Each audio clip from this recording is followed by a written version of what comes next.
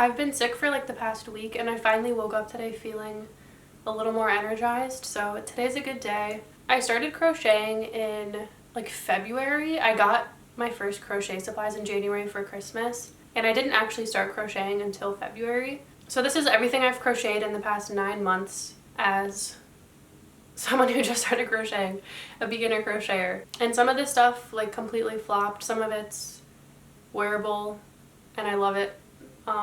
We're definitely going to be going through some ups and downs, and through this process of starting to crochet I've learned so much, not only about like crocheting, obviously like how to do the stitches and how to make things, but about myself and how I learn and the creative process. I also want to throw in some tips at the end if you want to learn how to crochet and you're like scared or worried, or you're just new to it and you're kind of struggling with the process. So stay tuned at the end for that. But yeah, I'm like laughing because I know I have to show this to you. This is one of the first things I made, and it's it's this hat. Okay, so this is a good example of me not understanding like hook size and yarn size. I had this really bulky white yarn and I thought it would be cool to like double it up with this like hot coral color, and it's so heavy. Like I wish you could feel how heavy this is, and it's too thick for a hat and it's stitched like way too tightly, I think. I look like one of the strawberry shortcake ice cream bars. Some of the first hats I made I don't have anymore because I just frogged them because they were that bad. I don't know why I kept this. I don't have anything else to say about this. We're gonna move on. Keep in mind, like, oh wait, shoot. I just remembered something. 1 second. I wanted to show you, I don't know why I kept this. This was my very first crochet attempt. It's like 8 little chains with my attempt at single crochet, I think. And like when I first started out, there were a lot of little swatches. Obviously this is really little, but like squares or rectangles, just practicing the stitches. Don't think this is like the first thing I ever made with a hook and some yarn. There were lots of fails at first. The next thing I made, this was like my first really big project. This was a scrap sweater tutorial, but I didn't have a lot of scrap yarn at the time, so I just bought yarn to make this with. But it's this like somewhat cropped sweater, and obviously going into this I had no idea how to make a sweater. I just like figured it out. This is where I learned how to increase and decrease and work in the round, I think. But I actually wear this pretty frequently. I like this still. Next, this is one of those projects that you make when you want to just like finish something in one day. It's like a fuzzy teal sweater vest. This is the first time I ever did a mesh stitch. There's like little squares, and then I did treble or triple or whatever crochets at the top. I don't love how this fits me. It's like it kind of makes me look really boxy, so I don't wear this that much. Next up is this bag. This was the first pattern that I followed. This pattern is called the Mika Tote Bag by Mermaid's Yarns. I was struggling with the decreases on the strap, so I just kind of like made up my own strap. So this is not what it's supposed to look like, but I still like it. I used this a lot in the summer as like a beach bag. It stretches out a lot if you like put clothes or shoes or this just fell out. Chopstick fits in there. I had to learn how to do, I think this is called the alpine stitch for this, where you do like a double crochet and then a front post double crochet alternating. And then I did single crochet for the strap.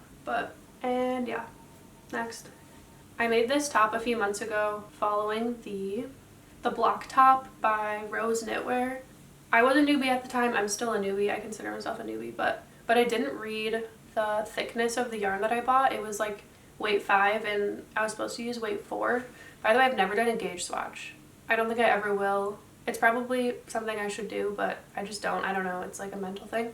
But I didn't do a gauge swatch for this, so I didn't realize I was making it way too big. So I ended up having to like overlap the back panel because it was so long. I really love the stitch on this. It's kind of like a checker print, but a little more unique. The pattern recommended using cotton yarn, and I didn't pay attention to that, so this is acrylic. And probably a combination of the stitch and the thickness of the yarn and the fact that it's acrylic, it's so warm. I wore this in the summer and I would just get the worst sweat. So definitely read the pattern you're making first, and the yarn you're using matters. Also, I have a problem where like if I don't feel like weaving in my ends, I just won't, so ignore that. This was a redemption round for me. This is a really good example of progress. I wanted to learn how to do ribbing, so this was kind of like my first exploration into that. And I really like this hat. It kind of reminds me of a watermelon. Obviously, it's the wrong color, but I think the stripes do it. It's just a hat, not much to say. Once I mastered the hat pattern, the ribbed hat pattern, I wanted to make one using like nicer yarn. All of the projects that I showed you before this were acrylic, just like from the craft store, but I've recently been exploring some local yarn stores, and I hate to say it, but they're like really expensive. If you want to make something bigger than a hat, you're gonna be breaking the bank. But I went to this yarn store by my house and I saw this hot pink yarn. This is actually like a baby alpaca and merino wool, and then I doubled that up with really fuzzy pink mohair. I'm obsessed with this hat. Quality materials definitely make a difference if you can afford it and want to. Yeah, I'm learning I really like making hats. Next. This next project is not finished, but I thought I would show it anyway because I want to finish it in the future. I bought this macrame yarn on Etsy and I really wanted to make a bag from it, but I'd never made something like this shape before, so I wanted to just figure it out before I made like my final bag. I want the strap to be longer, but imagine like a little crossbody moment. But yeah, this will be cute for spring maybe if I finish it by then. I definitely have enough yarn, I just have to like undo all this and redo it. But yeah, not every project has to be perfect. This was just a learning project for me. I really like the color of this yarn, so I definitely want to finish it. Next, this is like my pride and joy. I love this sweater so much. I recently made a tutorial for this sweater using like a graph and translating pixels to stitches, but it says Coziest. I had never made a sweater this shape before. No, that's a lie. Wait, before this, for my boyfriend's birthday, I made him a sweater, which kind of inspired like the shape of this one. I obviously don't have that to show because he has it, but after I made this, I really liked how it fit on me as well. This took probably in total like close to 3 weeks. This is probably my favorite thing I've ever made. Next, the next thing is this sweater. This is not a sweater. I meant to say scarf. I ordered like 6 or 7 little balls of mohair from Etsy, and I didn't really have a plan for what I was going to make with them, so I doubled it up with this like lighter lilac color yarn, and I love how this turned out. This is just a basic back loop half double crochet, which is what I used for this and this. There's not much to say about this. It's pretty basic. It's just a big rectangle. And last but not least is my attempt at a balaclava. I wasn't making this expecting it to be like something I could wear right away. I just wanted to learn like how to make the hood shape and the construction of it. And it's not perfect by any means. There's like the back here where I started to decrease is crooked and like ended on one side instead of in the middle. The neck is like kind of loose. And the colors I picked are like accidentally, they look like a strawberry. And I just hate that. I feel like a little strawberry doll when I wear it.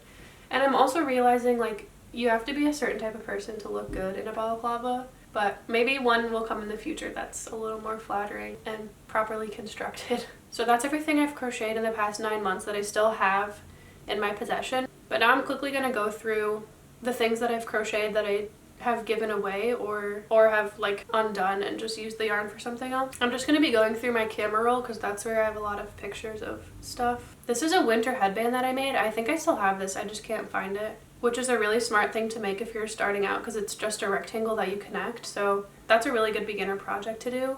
Oh my gosh, this was the first hat I made and I look like a mushroom.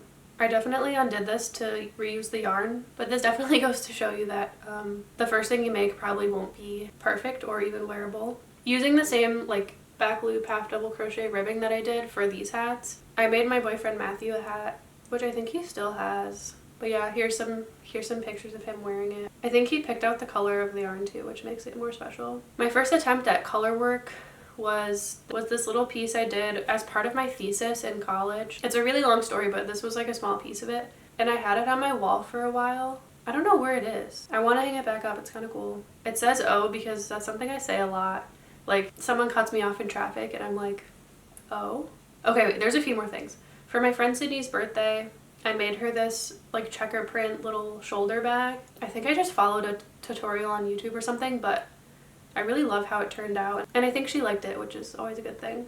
Oh, I also attempted to make a bag out of t-shirt yarn, but the proportions were just like so bad. I need to undo it. But it was a cool learning experience. Now I know the proportions I want to make it. Okay, I don't think I have a picture of it fully completed, but for my friend Beth Ann's birthday, I made her this scarf. Her favorite colors are pink and orange, so I did like back loop, half double crochet ribbing, and made this really cool scarf. It was basically like this, just a scarf in pink and orange. And that is it for everything I've crocheted in the past 9 months. And before I end the video, if you're a beginner, I just want to give you a few tips that are hopefully really helpful, and I wish someone told me when I started. The first one I have is start something even when you have no idea how to do it, and don't be intimidated. So in my case, I really wanted to make a sweater, but I had no idea how to construct it or anything. I think I did know how to do double crochet when I started this, but I didn't know how to work in the round or like anything else that came with it. Decreasing, increasing. I followed a YouTube tutorial for this, and as I came across things I didn't know how to do, that like forced me to learn them. So instead of always thinking like, oh, before I start this, I need to know skills A, B, C, D, I just learned them as I went, and I think I actually learned faster that way, because there's no way to know every single skill you're going to need to know until you just do it. What's the saying, like just jump in the deep end or whatever. And it also, instead of learning things where you're just like making small swatches, like let's say, oh, I want to learn how to do a single crochet and I'm just going to make a really small swatch. You're not like working towards an end goal. It's just kind of like until you think you've mastered it, then you can, you know, make something with it. But when you have like a concrete thing you're working towards, it helps you like kind of master the skill faster and feel like you actually accomplish something in the end. The next tip I have is when you're starting out, work on small projects with really big, bulky yarn. The biggest mistake you can make when you're learning how to chain or do something as simple as a single crochet is using like weight 4 or smaller yarn. Like, it's so hard to see the stitches, fumbling and learning how to use the hook and work with your tension. So I really recommend using either bulky or even super bulky so you can see the stitches. It's almost like you're zooming in on the stitch, right? You can see, you know, what loops you're working into. It's easier to count them. And even like going off that, working with a really light color instead of something dark will help you see the stitches better. Tip number 3 is that you don't have to do what everyone else is doing. Now, I'm not talking about like inventing your own stitch or something like that. Obviously, learn the technique. How do I single crochet? How is everyone else holding their yarn? You know, how are they holding their hook? But once you learn the basics of how it works, hold the hook in whatever way feels best for you. I'll use this yarn as an example. Like when you're working with yarn, sometimes people pinch it between these fingers. I've seen these fingers. I've seen people use like where they just squeeze it like this. And for some reason this really hurts. So I learned to just do it pinching between these 2 fingers. But like if your hand's not built like that, just hold it this way. I've even seen like, I'll use this chapstick from earlier, like some people work with their hook like this. Some people do like their hand on top and the hook underneath. Just adjust it to what fits with your anatomy so that you're not like uncomfortable for no reason.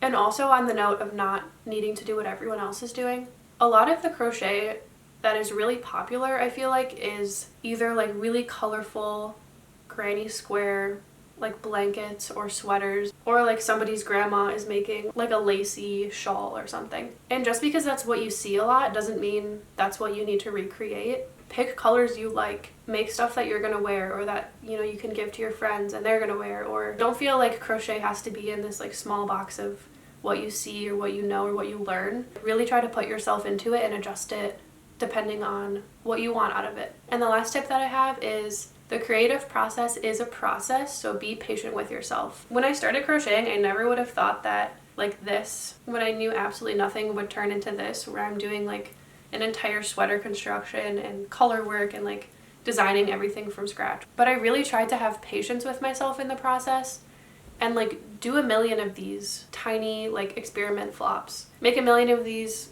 ugly unwearable hats. It doesn't matter if you make something and it's bad or ugly or you messed up. Use that as a learning opportunity so that next time you make something, you're not going to make the same mistake again.